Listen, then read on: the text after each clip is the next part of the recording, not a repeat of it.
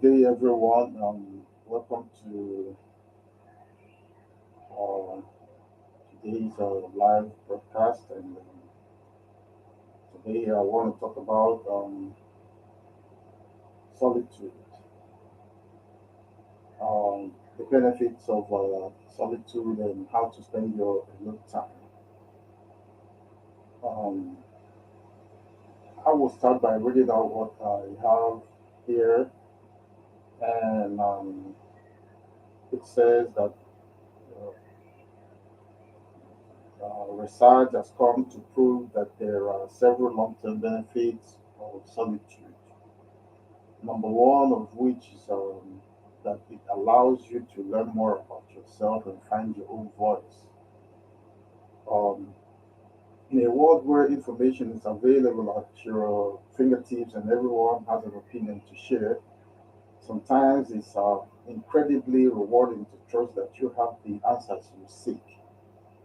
All it takes is to build a habit of looking within to converse with yourself, which is having some sort of conversation with your own self without any third party getting involved.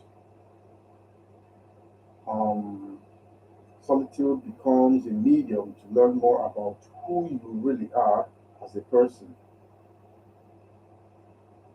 and it gives you the opportunity to actually have that conversation you really need to get to learn more about yourself, get to know more about who you are, about your explore more of your potentials and all that.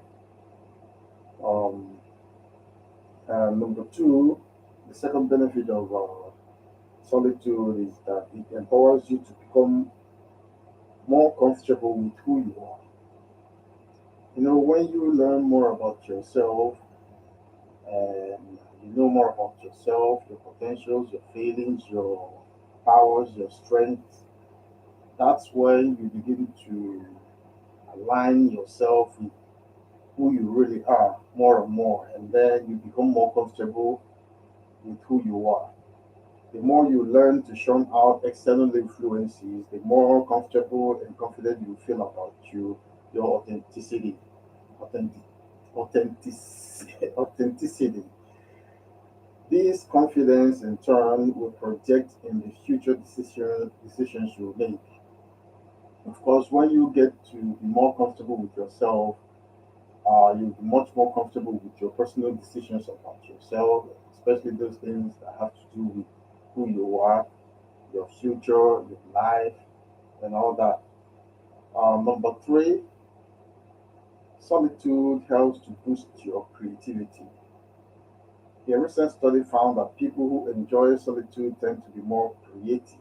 You know, when you have that alone time, that's when you go into yourself and then you begin to explore your creative potentials and come up with fresh ideas on how to do some things, how to be more creative, and the law of use and disuse will also come into play uh, in the sense that the more you explore your creative potentials, the more you find out more about what you're capable of in terms of creativity and every other aspect of your life. And, and I personally really appreciate my alone time. That's why I spend most of my time alone. I go into myself, I dig up all those creative ideas really embedded deep inside of me that most times I don't even know they are there until I, I push myself to dig and dig, and then they begin to resurface and manifest. It allows me to rewind, to reflect, and more so allow my imagination to wander. Most often, it's when I roam in nature that I get my best ideas. Number four benefit is that it gives you an opportunity to plan your life We plan our business meetings and upcoming vacations and work. At work, most times there are quarterly business reviews and biannual performance reviews. We plan and reflect on work and fun, or we plan and reflect for work and fun. But why don't we do the same for our dreams, aspirations, and personal lives? Take a break from the rhythm of rush to reflect on whether you're living a life true to you and your goals. That's really very, very important. It's not always about work because there's this common adage that says that all work and no play makes Jack a dull boy. If you take time to reflect on your work, you should also take time to reflect on yourself and how to live the best life that you dream of. And you should be asking, you should always try to ask yourself this question: am I really living my dream, or am I just being passive and just doing the normal routine just to get by? It's always good to have time to uh, do those things that really reflect who you really are. You know? So we go over to number five, which says that solitude helps to improve your mental well-being. It actually improves your mental well-being. Because there's this study that has shown that people who learn to find comfort in solitude tend to be happier, experience lower levels of stress, and are less likely to have depression. Yeah, and I know it's true because I am a living testimony to that. Um, so now we go over to how to spend your alone time. These are some of the ideas on how to, some of the things you can do when you want to spend your alone time. Um, Actually, you don't really have to go to a cabin in the woods or fly all the way to any holiday resort to learn how to spend time alone. All it takes is to integrate like 10 to 20 minutes of your time per day to be alone with your thoughts. And if it's too difficult to start with, I recommend you block out 10 minutes every Sunday for yourself. It's really very important for you to make out that time. It's not too much considering the magnitude of benefits that are accrued as a result of taking that time off to be alone and really reflect on yourself. Um, it's not really that difficult, or is it? It's not really a difficult task. I highly doubt. So the question is, are you too busy to steal like 10 minutes, 10, 20 minutes every once in a while to be just with yourself and by yourself and make good use of your alone time in solitude? You alone are in the position to answer that question. And some of the things we can do while we are alone so that we can have a productive alone time is one. Number one is meditation. This is a habit that's slowly changing my life for the better. I always take time off once in a while to meditate, especially in the mornings when I wake up. I say my prayers and meditate. before I start my normal daily routine.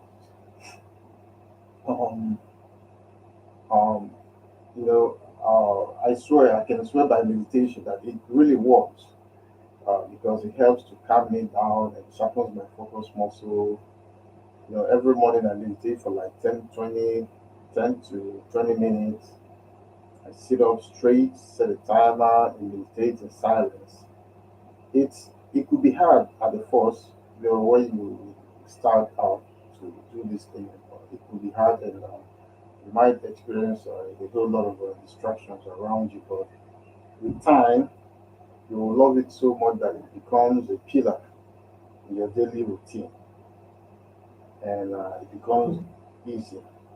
As you go, it becomes easier. And number two is, write a journal. Um, this is another one thing I do. Sometimes I need to put down my thoughts in black and white. I write in my journal, maybe in my phone, or on paper journal. For me, it's the best way to have a conversation with my mind. You know, when you write, spill out your emotions, be raw, be real. Let it just out. The good, bad, and the ugly, and watch how you feel much better and lighter every single time you journal. It's a very good therapy, a very good emotional release therapy.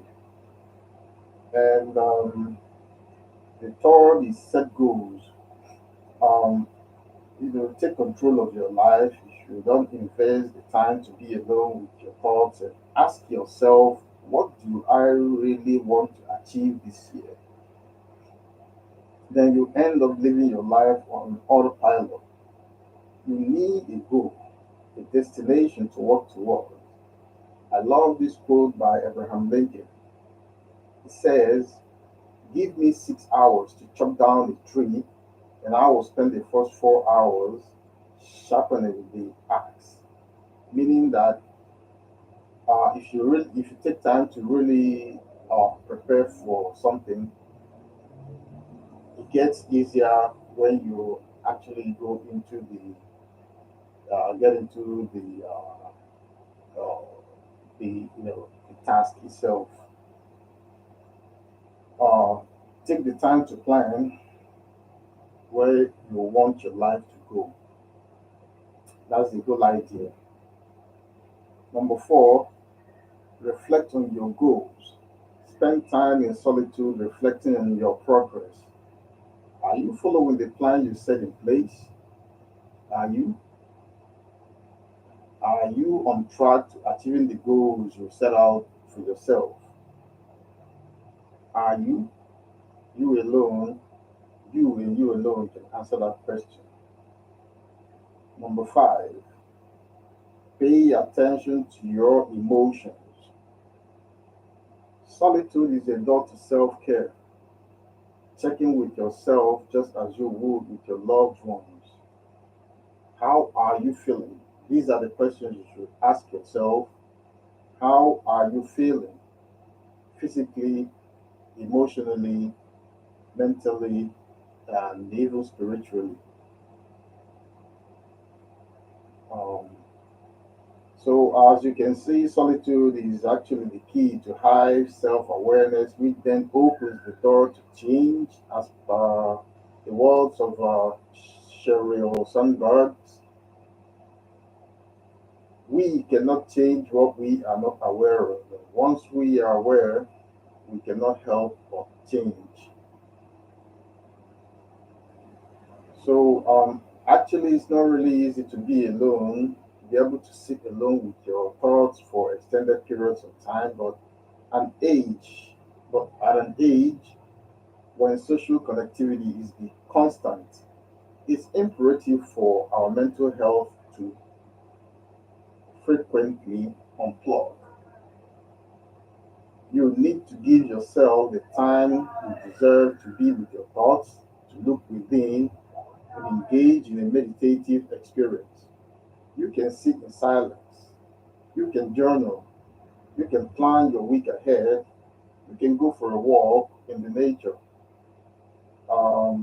It doesn't matter what you use your time for. The most important thing is that you learn how to invest some time in yourself, in solitude, and actually reap the benefits of the awesome benefits of solitude, of alone time.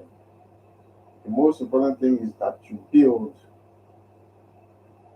the habit of embracing solitude and inviting more of it into your life. You learn more about yourself and you become more aware of your emotions. In short, it's the best form of self care, and that's for sure. And that's all I have for you today. I hope to see you guys next time, real soon. And I also would like to urge you guys to like and subscribe to my YouTube channel and click on the notification button so that you get the notifications whenever any event or post are coming up. Thank you all for watching and see you guys real soon. God bless. Stay healthy, stay safe, stay focused, and always remember to enjoy your alone time in solitude. Peace.